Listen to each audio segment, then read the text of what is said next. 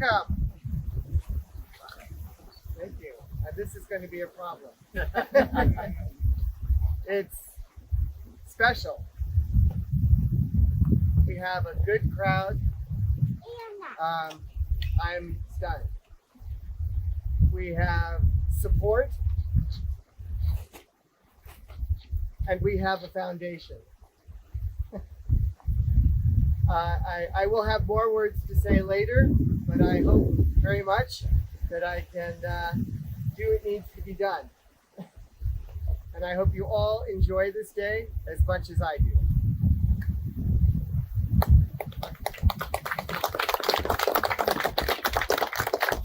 I'd like to invite Councillor Ian Brown, leader of the City of Inverness and area, who has very kindly, at very short notice, stood in for the Provost of Inverness, who has caught COVID, no less.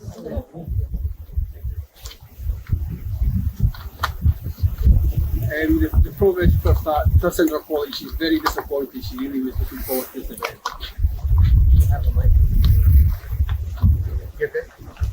A can gathering is always a special event, but today is far more than a special event. Your 23rd Hereditary Chief, Richard McBain of McBain, has come home. So on behalf of the City of Inverness, we are very pleased to welcome you, the Clan MacBean, and your Chief, Richard McBain of McBain, to this wonderful setting here at the McBain Memorial Park. There's always good to look forward and to the future. I believe you should never forget the past, where you came from and how you got here. Your clan and the name McBain is still remembered fondly in Inverness. You made an impact. In Inverness Townhouse, we have a bust that sits in the main staircase of Major General William McBain, BC. In the main hall, we have a very impressive portrait of Provost William McBain. He held office from 1895 to 1901. Of course, the 1900s good portraits was now in China. We also remember Dr. Alexander McBain, who was headmaster of Training School in Inverness, also an author of a dictionary covering the Gaelic language. Then we have Donald McBain, who was apparently the finest swordsman in Marlborough's army. And of course, there's Major Gillis McBain, the 14th chief who died of course. Inverness has not forgotten the prominent and influential role McBains have had in its past and hopefully its future. In the 19th century, the family of your chief emigrated to North America, so you have strong transatlantic ties, which helps bring the two countries closer. And of course, there was your astronaut, Alan LaVern. Your clan has had some journey, from the grounds in Scotland and North America to the moon. What other clan can say that? Obviously, you've got a busy weekend ahead, and hopefully the Scottish weather will be kind. It can be. So wish you well, and thank you for the invitation to be here today. Thank you.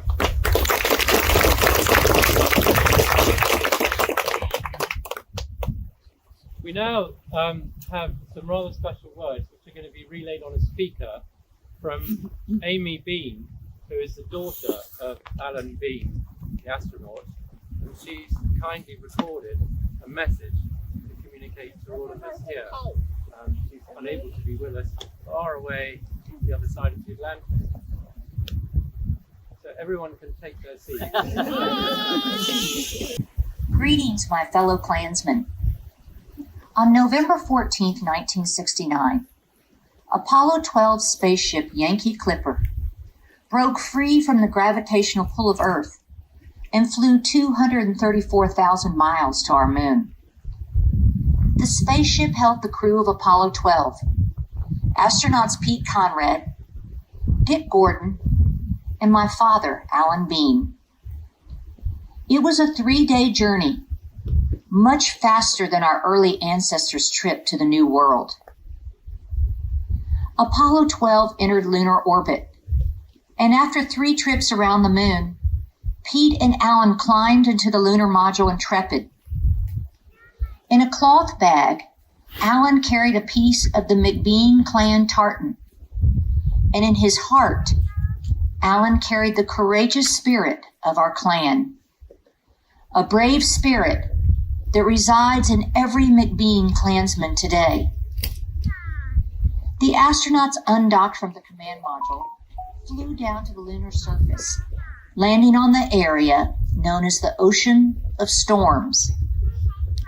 They planted the American flag, deployed scientific experiments, and gathered rock samples.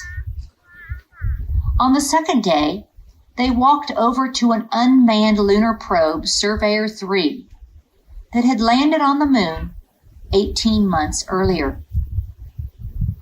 Pete cut off the probe's shovel, a cable, and its camera to take back to Earth for study. The men had carried out their mission, performed their duty, and they returned home.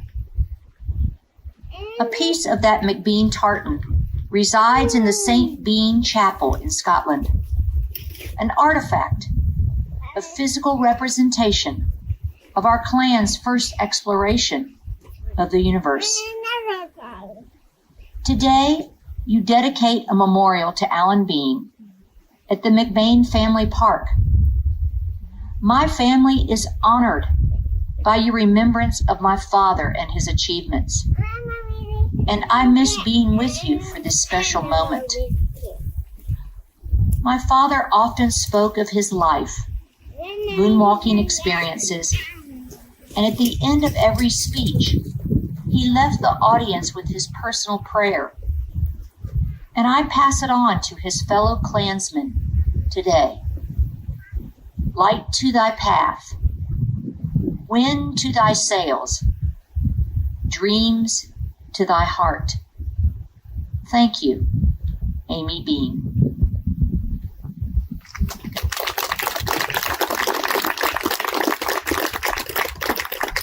I'd like to invite Scott McBain, Vice President of the Clan MacBean Association, to say and read an address, which is actually from Pete McBain, the President of the Association, who couldn't be with us from America today. Scott.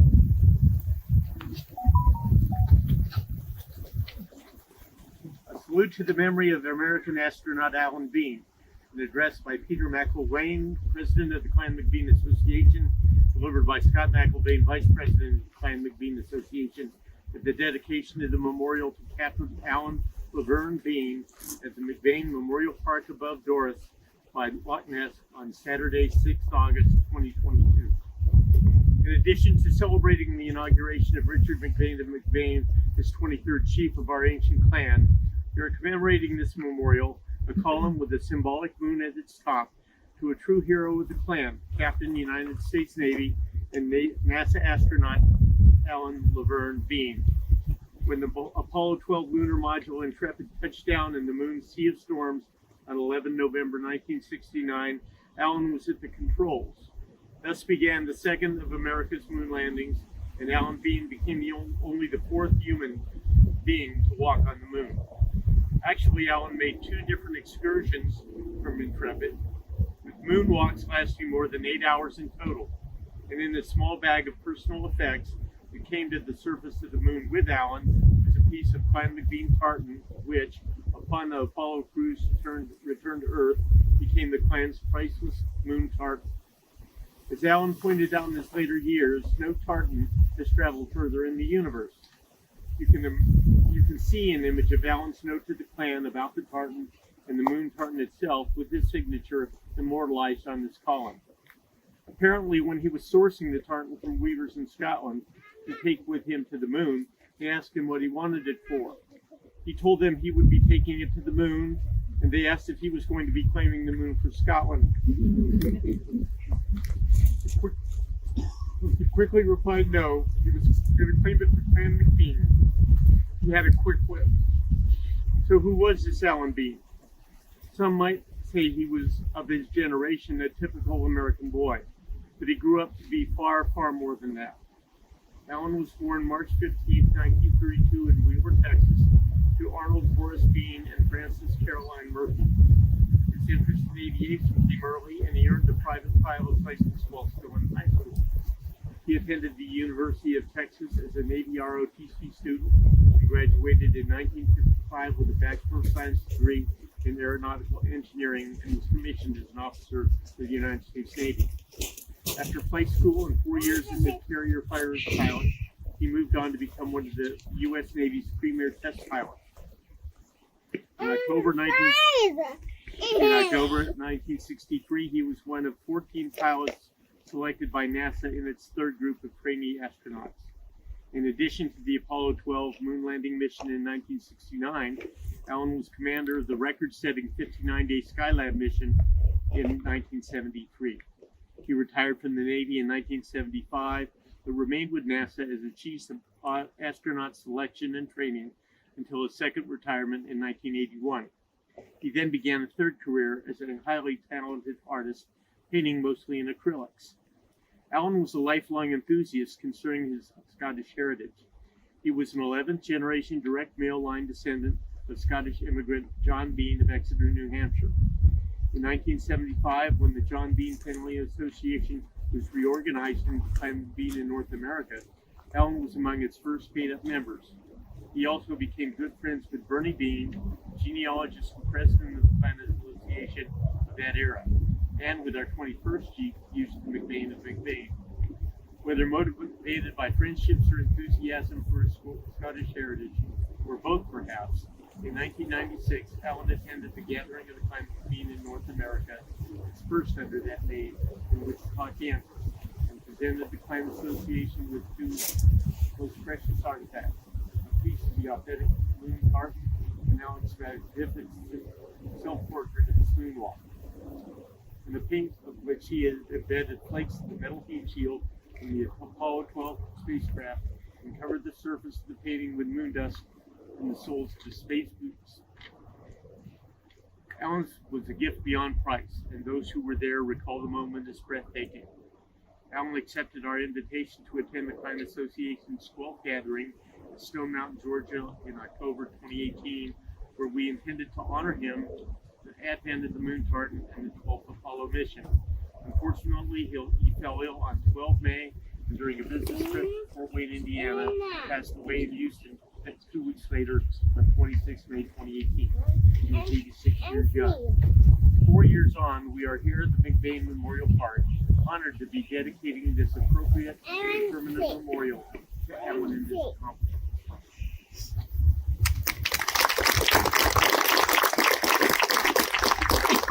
I'd like to invite Ethan McFarlane, our chief's partner, who herself has not been far away from the world of space, that she will share with you.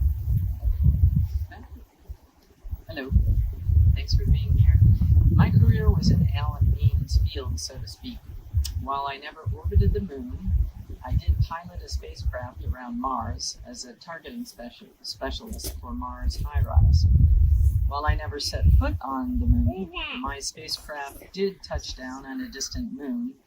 Disser landed on Titan, Saturn's largest moon, as part of the Cassini spacecraft mission.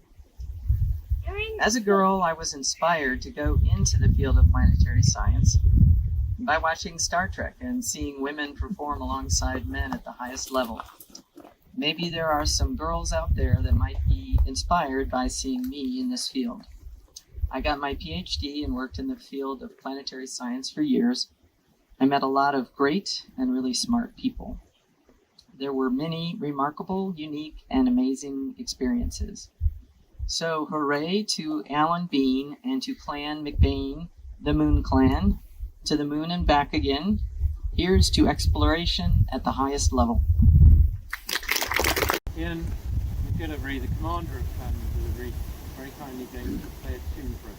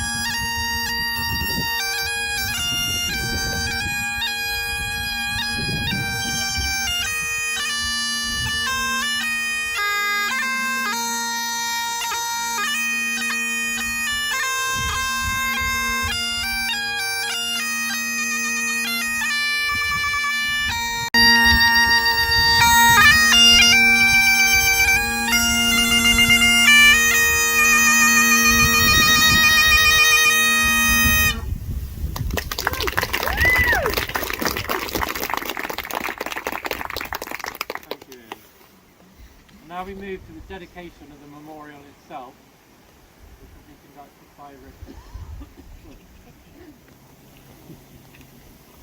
Richard. The first Scot to go to the moon took a small step for man and a great step for mankind. The fourth person to walk in the moon claimed it for our clan. What could be better? I think the stories like that keep our clan together. And what we need are your stories. We need the future stories of this group of people all here today to make a future that can stand alongside Alan Bean. I am so excited today to see all you here because that is a start, that is a commitment. Reach out to all you know, find as many stories as you can, take the history, learn from it, and bring it into the future. That's what we need, and that's what we are going to do. Thank you so much. McBain, who's a Docaric, kindly acting as chaplain of the day, will say some prayers.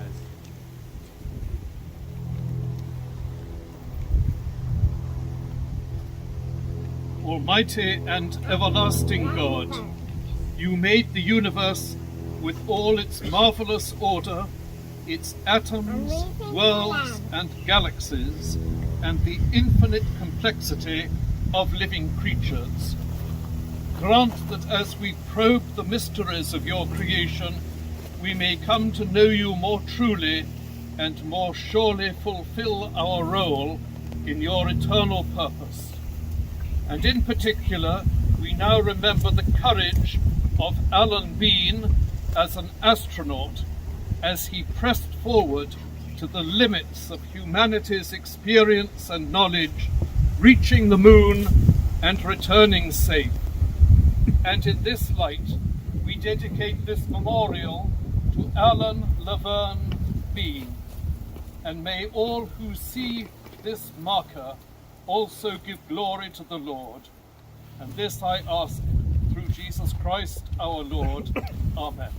Amen. So at this point, we are about to come to the end of the proceedings for this stage. But before we do, Ian McGillivray is going to come back and play a tune which remembers that before Alan Bean was an astronaut, he was an aviator in the United States Navy.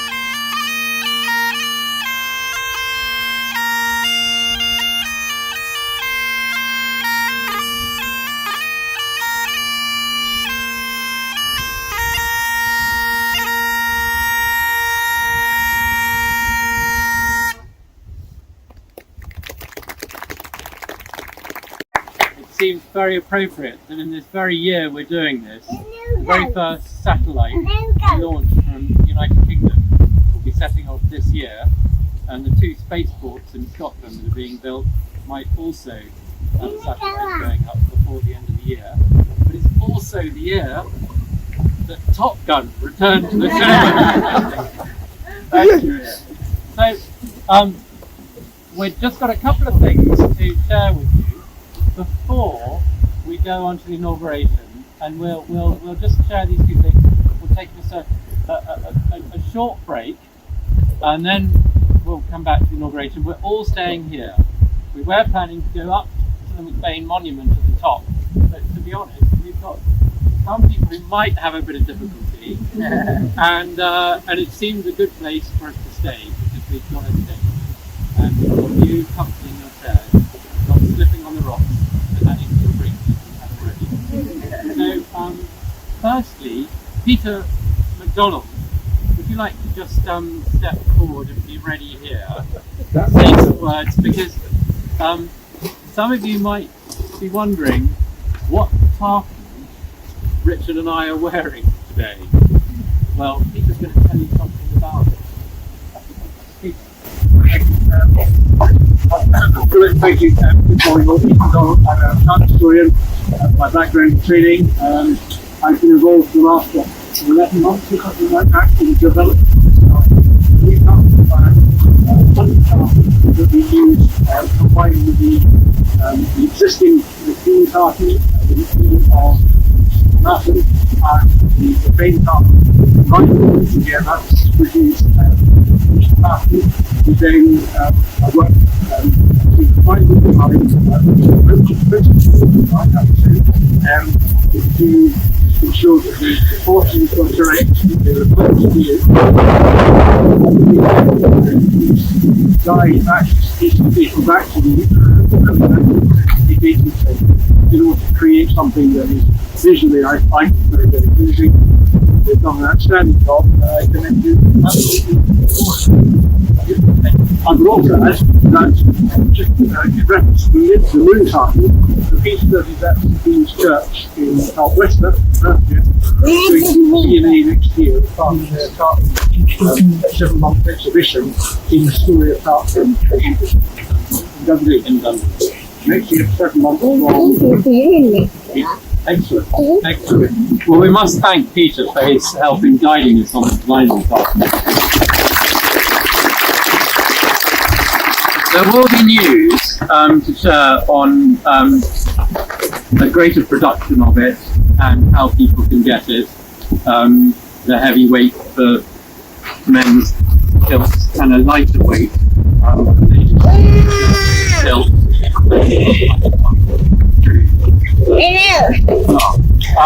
So the next stage,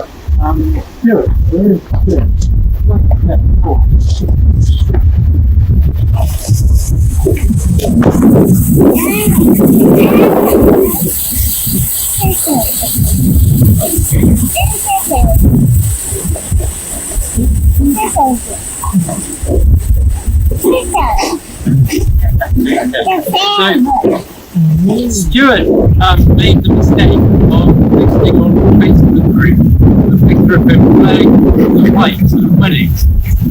I landed on him pretty quickly after he posted it and threw him the tune he played coming down the hill, which was the McBain March, written for Richard's grandfather back in the early 70s, and it hasn't been played since, which is remarkable. Stuart took a completely unknown tune and played it.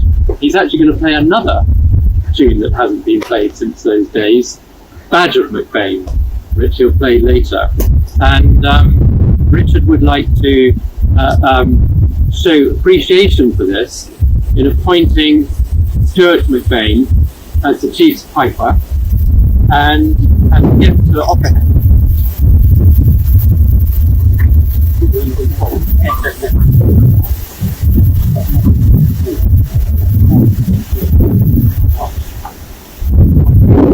Your skin do earlier, and I think you'll like this one. I don't know if you can hold it up so people can see the seal on it. Damascus? Damascus seal. No.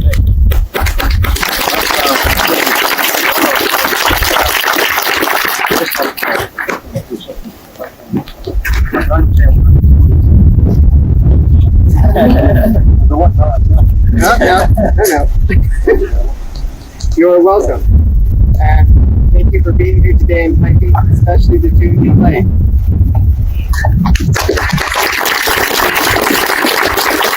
So we are going to take a short break.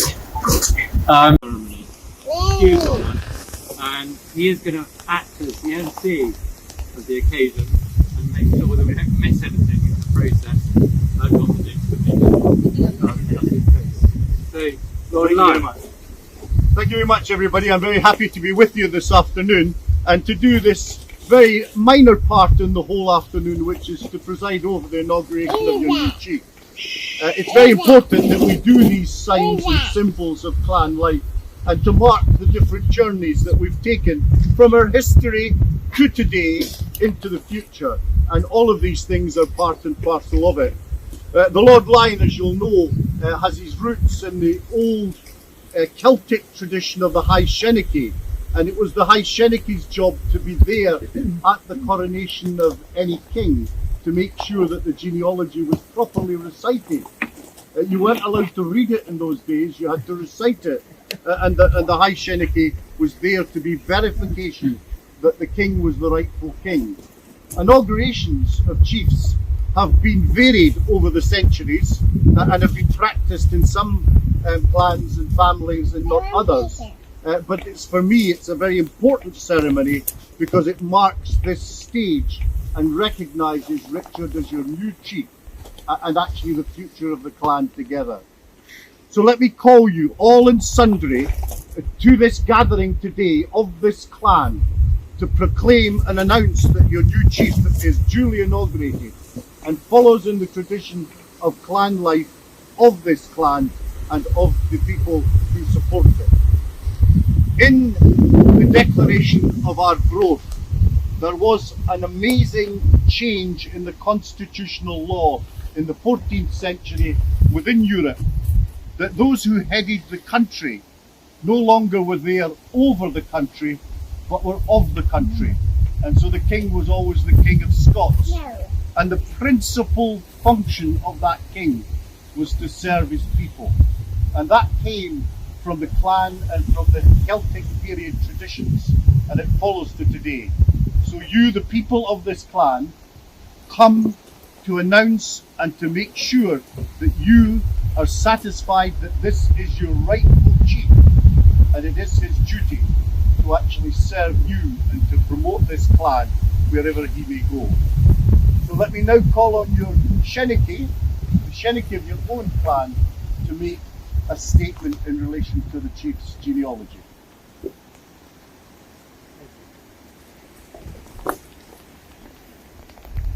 So we are all gathered here today, we, the Clan MacBain, and in the company of our kinsmen, Clan Chattan, Macintosh, Gillivray, and others, to proclaim our new chief, Richard McBain of McBain, 23rd Hereditary Chief of our clan, whose inheritance is indisputed.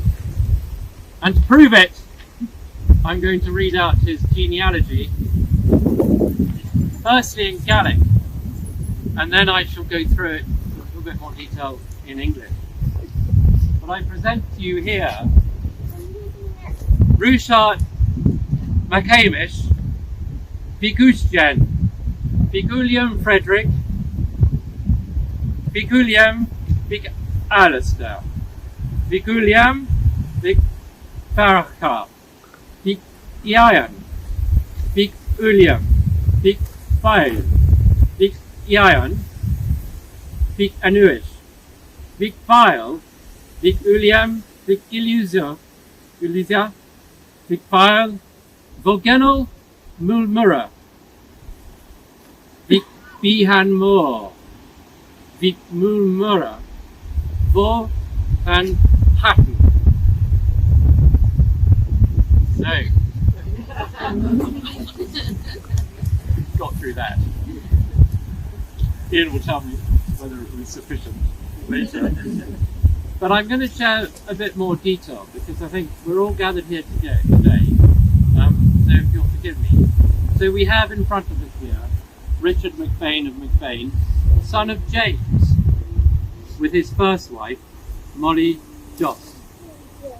James, son of Houston, with his wife, Margaret Keith. And Houston was the first of the family to be born in the United States in 1902 in Grand Rapids, Michigan. It was Houston who created this McBain Park after he became chief and built the monument at the top, which I invite you all to go and see at the end, where we all stand today.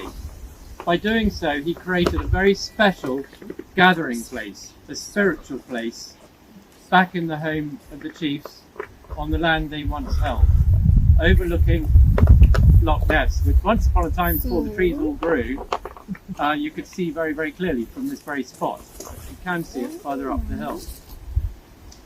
Now, Houston was the son of William Frederick McBain with his wife Anne Kathleen Houston. And he was the son of William with his wife Catherine McIntosh, who is remembered as being from Moy Hall.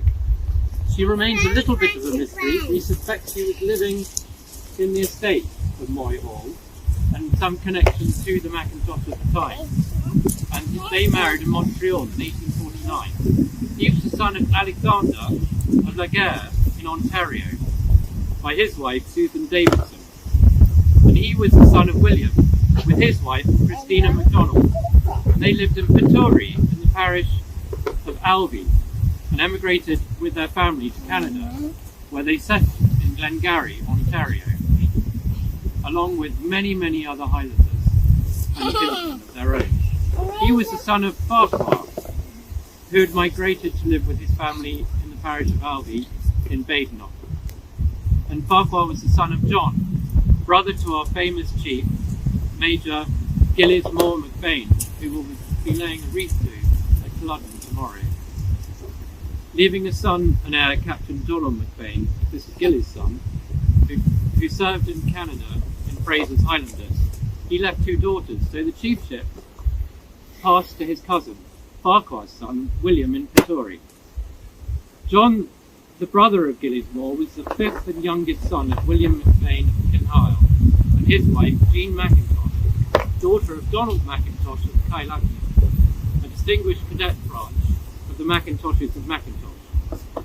William was present at Moy in September 1724 and signed the final agreement that finally settled for all time the dispute between the Chief of Macintosh and Clooney Macpherson over who was captain of Clan Chattan, and of course it was Macintosh. William was the son of Paul McBain of Kinhyle and his wife Anne Urquhart, who was the daughter of Thomas Urquhart of Canudi, minister of Ardeshir, who descended from the Urquharts of Cromarty. Paul's younger brother was William McBain, merchant of Inverness, who was the very first of the family to have a coat of arms granted to him by the Lord Lyon in 1672. And it was at that time that Macintosh also got his arms confirmed, and many of the chiefs of Clan Chattan at that time. Paul was the son of John McBain of Kinhyle and his wife Mary McQueen, who was daughter of Donald McQueen of Corribra, chief of the McQueens of Scotland. It is interesting to find John McPhail, a parent of Kinhyle, back in his family's old homeland in Lochaber at Inverlochie on the 31st of August 1619, witnessing a charter by MacLean of Ardgour, Charles MacLean, of lands that included Inverskadda. John was the son of Angus with his wife Isabel Bailey. It was Angus that signed the 1609 Memorandum of Union of Clan Chattan and Termit under the name of Angus McPhail in Kinhyle, for his pale kin and name and race of the Clan MacBean. It was to this Angus that Sir John Campbell of Cawdor granted a food charter at Kinhyle at Aldern on the 18th of May 1610. Angus's daughter, interestingly enough, Catherine, was the ancestress of all the Shaw chiefs of Tordaric, through her marriage to Angus of Tordaric, son of another Bain, son of Robert. The McBain chief, Angus, was the son of Paul, who as Paul McWilliam McGillis in Kinhyle appeared as a witness to Stacey at Dunacton in February 1568/9 in those days, church year, so it would have been 1569. As his name tells us, this Paul was the son of William, who under the name of William McGillis McPhail signed Clan Chattan's band in 1543. William's father was Gillis, the son of Paul, who was descended from one of the sons of Morrow, anglicised as Milmore McBain, who were recorded as Paul Gillis Milmore Odd, in other words, younger, and Parker. The absence of knowledge of the identity of Paul's father is explained as arising from the result of the Battle of Harlaw, in which there were so many casualties that it became nicknamed Red Harlaw. In 1411 the battle occurred, and Lachlan Mackintosh of Kinrara's manuscript history records that Malcolm Mackintosh of Mackintosh, fighting in the army of Donald, Lord of the Isles, lost many in this battle of his friends and people, especially of the Clan MacBean. As I've said, Paul, the father of Gillies, was descended from Mulmurra, Milmore, son of, in Gaelic, MacBain, given the epithet Moor, which means big or great. So one can imagine he was a big guy. It was this Bain Moor who is the patriarch of the clan, and from whom the Clan MacBain is named. This first Bain, founder of our clan, was the son of another Milmore, or in Gaelic, Mulmurra, the servant of Mary, who was of the lineage of the ancient Clan Chattan, and lived with his family in Loch Arbour. It's a rather interesting tale, the length of which is too long for me to tell you, but I'll cut it a little bit short, but a fascinating survival of what sounds like a first-hand story handed down, probably by the Seanachaidh, and passed on and finally written down in the 1700s, or copied from an earlier document that was one of the lost documents from which the Kinrara manuscript history of the Macintoshes was written. I'll just share something. It's rather interesting. So this first Bain, as I say, was the son of Morrow, and he came, the tradition tells us, in the party of his cousin Eva, the heiress of Clan Chattan, when she married Angus Mackintosh, said by the historians to have been in 1291. And Bain became noted as a particularly faithful retainer of Angus Mackintosh against John Comyn, known as the Red Comyn, the great rival of Robert the Bruce for the throne of Scotland. You'll remember that Robert the Bruce killed him, and so that was the end of the Red Comyn. But before Robert the Bruce did us such a favour, the Red Comyn was causing great problems for us. He was the most inveterate enemy of Angus Mackintosh, and because of his fidelity to Angus, Bain was hated by the Red Comyn, and neither he nor his children were able to live in peace in Loch Arbour so long as the Red Comyn lived in Inverness-shire. Bain's son Milmore and his sons killed the Red Comyn steward of Inverness-shire Castle, and then they proceeded afterwards to go and kill the Red Comyn's servants, who were remembered as Tartan and Chattan. This account, which I will save you the length of, goes to extraordinary detail to describe the precise mechanics of the fight between these four people. But there's one very interesting thing, that this happened before 1306. We know this because he was a servant to the Red Comyn while he was still living, so before 1306, probably very soon before. And this is, and Bain had left Loch Arbour and dwelt at Rutherford in brave Badenoch. But Milmore McBain and his sons, Milmore and Ferquhar, Milmore's sons, came to Angus Mackintosh, and during the fight, the extraordinary thing is that Milmore's axe struck Chattan's axe and got embedded in the crossway. And so when they turned up to see Mackintosh, he still had these two axes on his shoulder in the shape of a cross. It might be that these were Loch Arbour axes. If Loch Arbour axe is so long, that would give you the shape of a cross if it was embedded. And it was Angus Mackintosh said, "What on earth is that you've got on your shoulder?" And they explained what had happened in the fight. And so at that point, they became nicknamed as the tribe of Bain Moor of the Cross. And that's a very ancient name of not been written down elsewhere. But later on, as I say, they came up to brave Beddows, and then Melmore McBain and his sons came north with William McIntosh, Angus' son, at Connaught in Petty, where he was residing. And there, for themselves and their posterity, they took protection of him and his successors as their chief and captain and Hats. And of course, the McBains and the McIntoshes all served under McIntosh, alongside Robert Bruce, and would have been present there at Bannockburn and other battles. So very significant. So this long history, comes to the end, explains how the McBains came from their original ancient homeland in Loch Arbour up here around Inverness and settled just down the road at Seanachaidh by Loch Ness. And I hand over to Lord Lyon. I now call upon the chief to come here and to answer questions. Chief, do you confirm that you are the rightful chief of this clan? I do. Do you promise to protect and serve the clansfolk? I do. Are you willing to take the responsibilities of chief of this ancient clan? I am. May God bless you and confirm you in that work. And I now invite the clan members to be upstanding.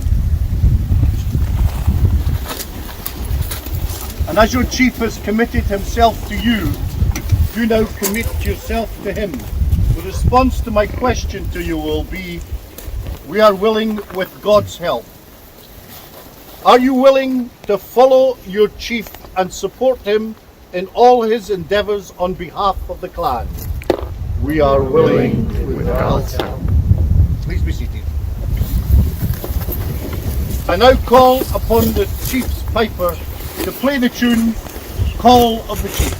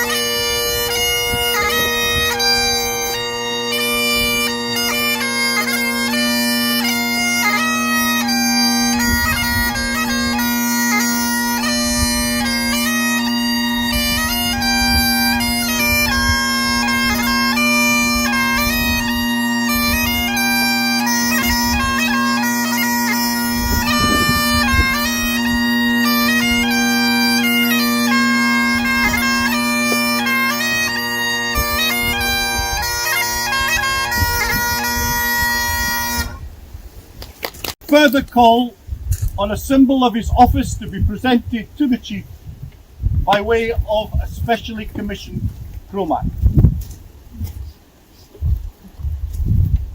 So, just out of interest, that tune, we changed it.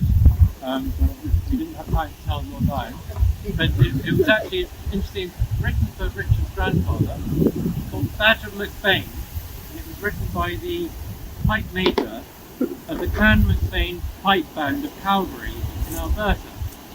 We're going to hear the call of the chief tomorrow at London. Please forgive me, Lord Lyon, for changing the order. I'd like to ask Corinna to come forward. Thank you, Corinna. Corinna, one of the youngest members of the clan here. also supposed to have a girl, a lady, playing a part in this, Lisa. Very important. We hope to forever. So, Richard, I'm presenting this crommet on behalf of your clan. Quite a few people have contributed towards it. And as a staff, it is a symbol of your ancient authority and chief, which in latter days was represented by a white wand. But as a crommet, it also represents your responsibility for pastoral care over your clan, and the way in which you as our chief and your clansmen and women are bound together in familial ties of protection, support, tradition and history. Now the crommet has your war cry, Kinhail, carved into it. You can all get a closer look later. And at its tip has been carved a pine cone. Now this has some symbolism too, because the home of the chief and the war cry, Kinhail, comes from the Gaelic Kincoile, which means top of the wood, or wood end. And that probably tells us something about the ancient Caledonian forests that swept along Loch Ness, which Kincoile was at the top of it. There would have been a lot of Scots pines, but it's also telling us something about your links both sides of the Atlantic, because your ancestor Alexander McBain of McBain built up a very successful timber business along the rivers in Canada, and there would have been Canadian pines there. So that pine cone is both Canadian, North American, and from here, by Loch Ness. And so it connects you, and your clan, and your ancestry, and the homes of your family, both sides of the Atlantic. Well, thank you. And everybody all together, Kinhail! What a gift. Now,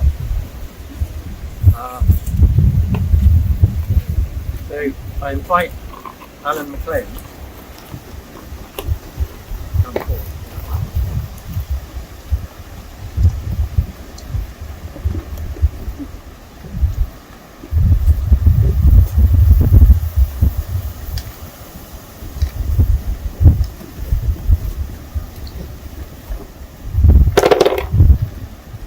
This prayer is a prayer for your new chief, and it's a prayer about the clan's heritage and about you, the clan today, and it's about your Tartan and also your new Tartan.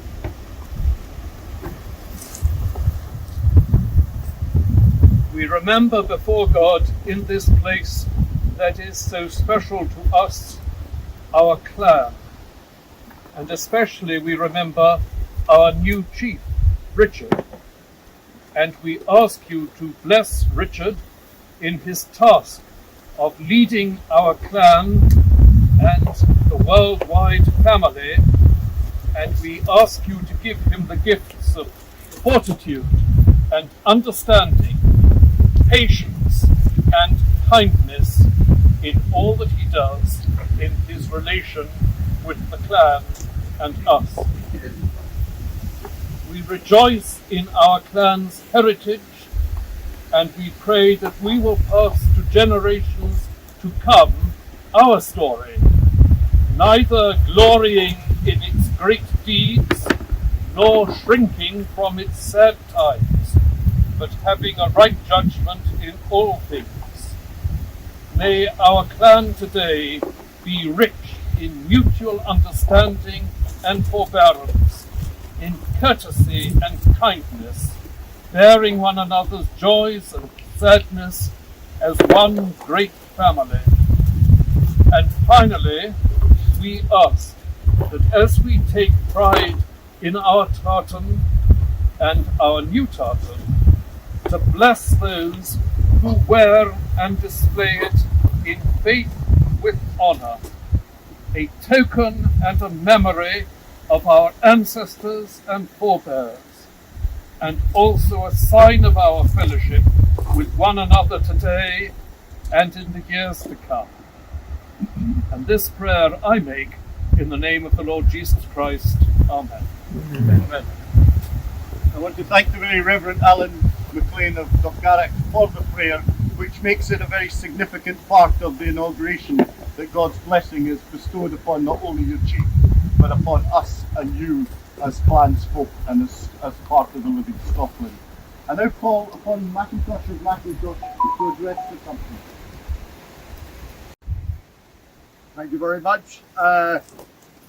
Lord Lyon, Councillor, Richard McBain of McBain, Lisa, Seanachaidh, members of Clan MacBean and other members of other clans, including, of course, members of Clan Chattan.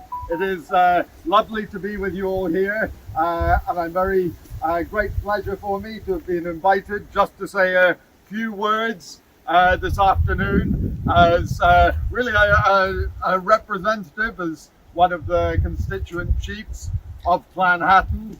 As you've heard in great detail from the Seanachaidh, Macintosh and McBain have a long and proud history, very strong ties stretching all the way back through to Eva and my ancestor Angus, and we're very pleased to be able to be continuing these ties today. Again, you heard of the strength of loyalty that was shown and the gratitude of Macintosh to the McBains who fought at Harlow. The McBains have been a very early and strong clan within Clan Chattan, and we have always been glad to work together, sometimes through tough times fighting, and thankfully more recently we are able to enjoy much more pleasing events together than battles. This park, as you've heard, was established by Houston McBain, the grandfather of Richard, and has been lovingly maintained by Houston and then by Richard's father James, and indeed by Richard himself. And we are glad to see this lovely heritage here, a warm reminder of what we all share. So it really does give me great pleasure, as both Houston and James had great qualities as chiefs. They were very warm, very intelligent, very knowledgeable, lovely qualities that they brought to our wider Clan Chattan.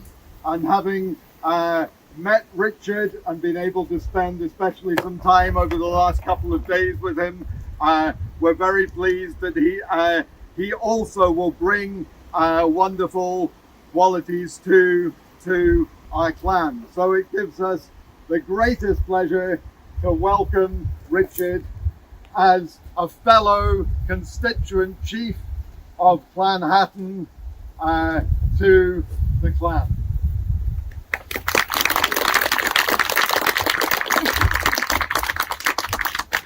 I now call upon the chief of the McBains to address his kinsfolk.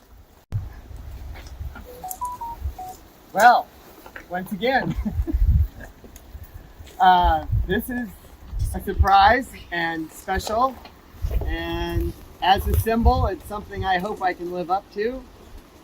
I'm proud of what we've done here over the last 3 years. This monument took a great deal of effort, donations from many of you, very hard work, and I would like to call out a couple people that have been very instrumental in making all of this come together. So first, Philip, if you could step forward. Philip is now our Seanachaidh. And that was made formal about 6 months ago, maybe longer. Time flies. But without this man, the organization you see today would not be here. If Alan could come up front, please. In the years before I've come over, I designated Alan as the chieftain of this clan who represents me and our clan at events on this side of the pond. And one of those events has been with the fighting group called, please jump in here.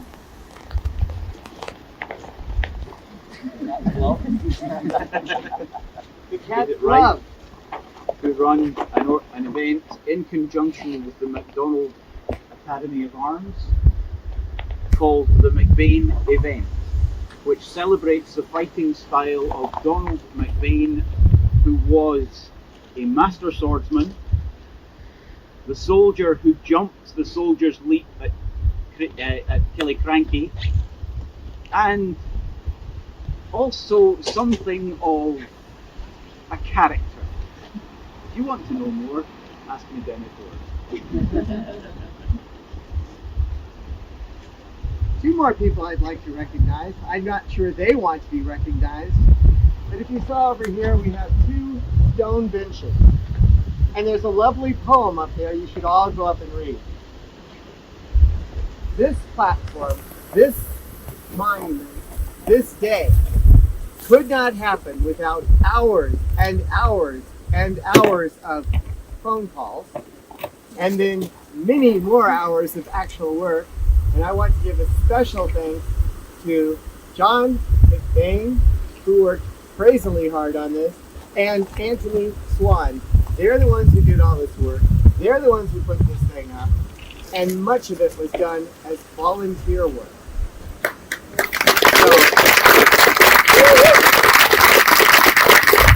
I think we've done a lot in just a year's time. We have a monument of somebody who's important, who deserves to have a monument. We have a new official tartan for a hunting tartan. We have a Seanachaidh. We have a chieftain. What more could you want? So let's move into the future and let's grow. Let's grow together. Thank you. For those of you who could stand, would you please stand? I, Joseph John Morrow, Lord Lyon, King of Arms, by appointment of Her Majesty the Queen, on this the feast day of the Transfiguration, and by the authority of my office, do hereby proclaim Richard McBain of McBain to be your undisputed chief. Long live the chief! Long live the chief! I now call on the chaplain to pronounce the benediction. There are people of many faiths here. May the Lord bless you and keep you.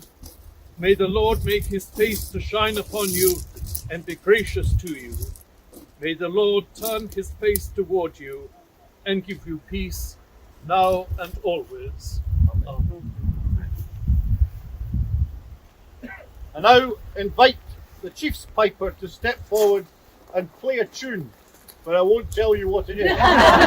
So while the piper is playing his tune, there should be some bottles of whiskey and some little... They're over there. So if anybody could be helping Margaret while the tune's being played, to hand round so everybody has a tot, and just wait because we're going to do a toast.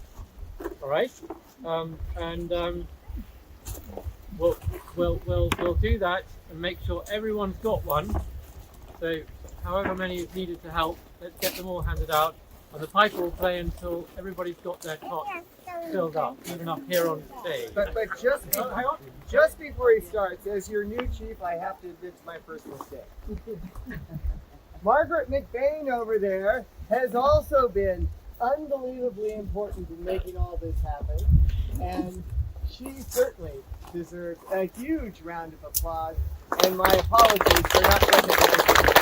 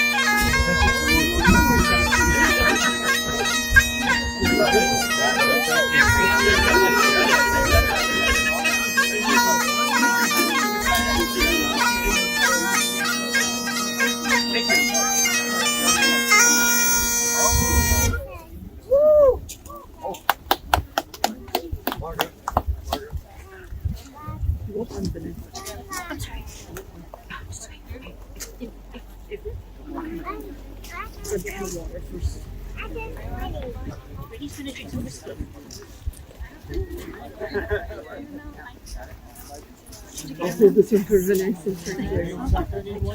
She can. No, I'll hold this one. She's thirsty. She'll have a one. I've got one. She's got one. Oh, God. Thanks. Anyone else? Everyone's got one.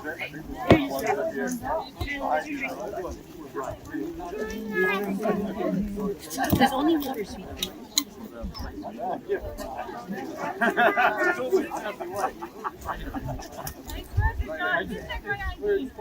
You're too fisted. I can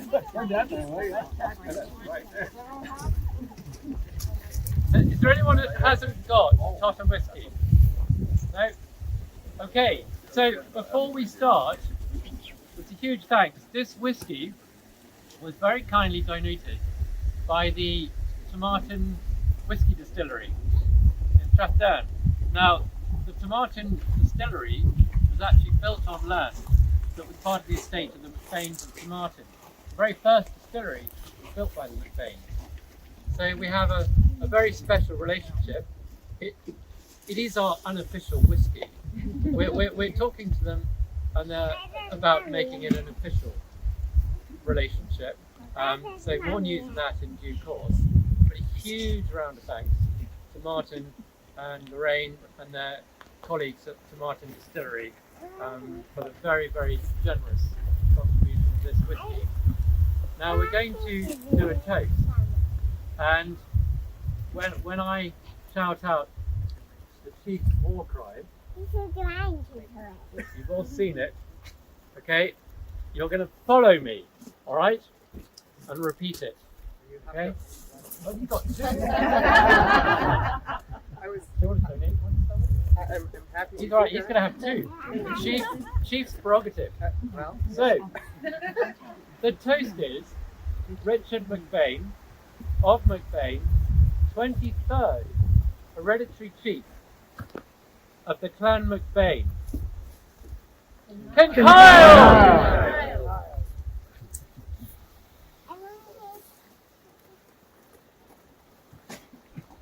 And now you know why we asked you to come so far. Well done. My pleasing duty is to do two things now. One is to say that you're all welcome to the informal gathering back at the Dores Inn, and I'm sure that's how we continue in terms of enjoying our great hospitality. And also, through the office that I hold, I now declare this gathering to be formally closed. Thank you for your attendance. Thank you.